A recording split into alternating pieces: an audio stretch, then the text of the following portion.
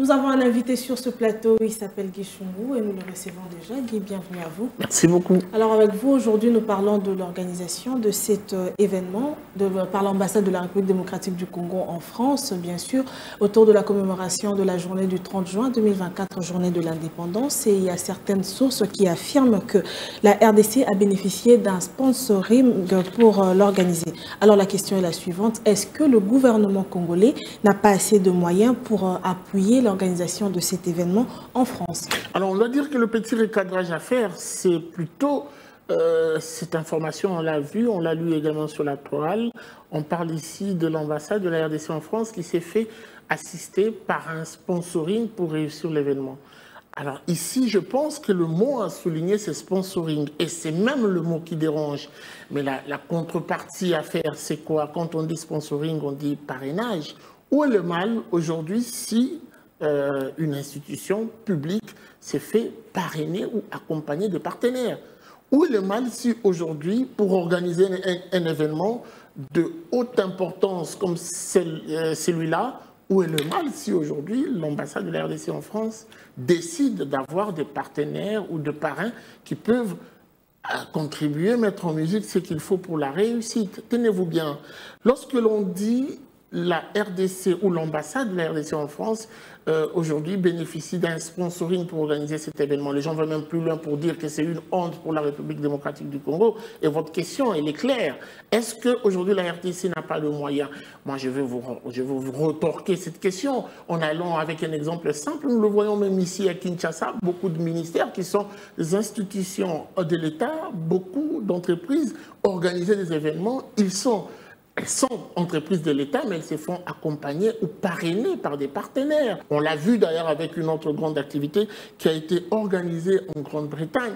C'était une activité accompagnée par plusieurs partenaires. Ça n'a pas posé de problème.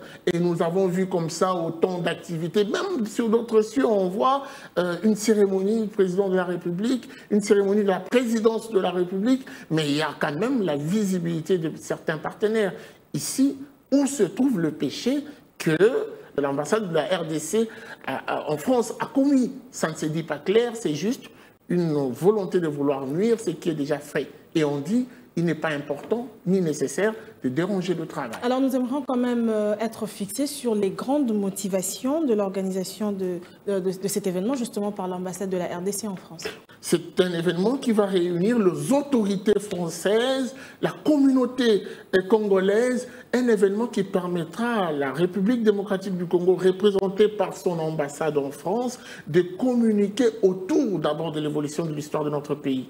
Mais n'oubliez pas que nous sommes en front et même en guerre contre la République du Rwanda. Et c'est une occasion de lancer un message contre le silence de la communauté internationale. Aujourd'hui, imaginez-vous un seul instant, à ces grands événements, on réunit les ambassadeurs des autres pays, notamment du Rwanda, et on arrive à donner le message clair du président de la République, Félix-Antoine Tshisekedi Tshilombo, face au silence dont fait montre la communauté internationale.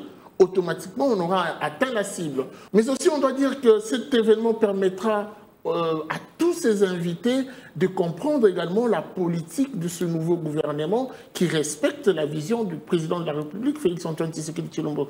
Aujourd'hui, on doit dire que les investisseurs sont considérés comme des gibiers fragiles. Lorsque vous remarquez, lorsqu'on parle d'investir au Congo, il y a toujours certaines zones de réticence. Si aujourd'hui, l'ambassade de la RDC en France arrive à séduire tous ces différents partenaires, au travers de cet événement qui s'organise, puisqu'ils seront invités, automatiquement, on peut dire que c'est un capital important pour la RDC de voir le retour de l'investissement en République démocratique du Congo. On parle des opportunités d'investissement qui peuvent passer également par cette tribune.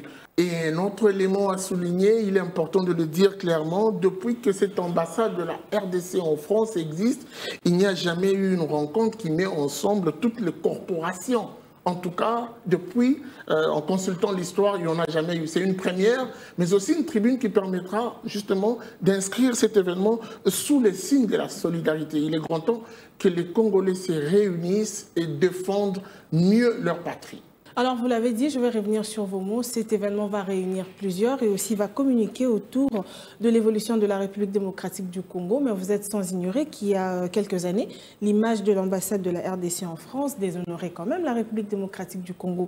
Est-ce que c'est encore le cas aujourd'hui? On doit dire que nous avons eu le temps de visiter un peu ce qui est fait aujourd'hui. Nous avons eu quelques heures d'entretien avec le nouveau ambassadeur ou les nouvelles ambassadeurs de la République démocratique du Congo en France, avec qui on a échangé via une interview. Au-delà de ça, nous avons fait notre petit constat. Vous devez comprendre que ce qui est fait aujourd'hui, vous n'avez pas besoin de mettre des lunettes pour le constater qu'il y a un nouveau souffle, un nouveau vent.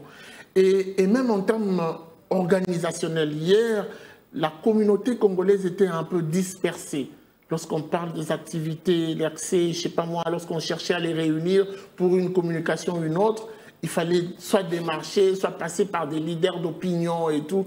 Aujourd'hui, l'ambassade de la RDC en France a pu catégoriser et réunir en association bien organisée, justement, toutes les corporations. Lorsqu'on veut parler aux médecins, il y a une corporation de médecins avec un responsable à contacter lorsqu'on veut parler aux juristes, aux avocats. Toutes les corporations sont réunies, et ça c'est un travail de l'actuel ambassadeur. Mais au-delà de ça, il y a aussi les infrastructures. C'était presque insalubre et piteux. Les conditions de travail de cette ambassade, aujourd'hui, lorsque vous visitez ce que représente actuellement l'ambassade de la RDC en France, vous avez de quoi en être fier. Alors on retient que l'image actuelle de l'ambassade de la République démocratique en France, c'est valoriser le pays. Merci à vous Guy d'avoir répondu à notre invitation pour éclaircir le sujet. Merci à vous.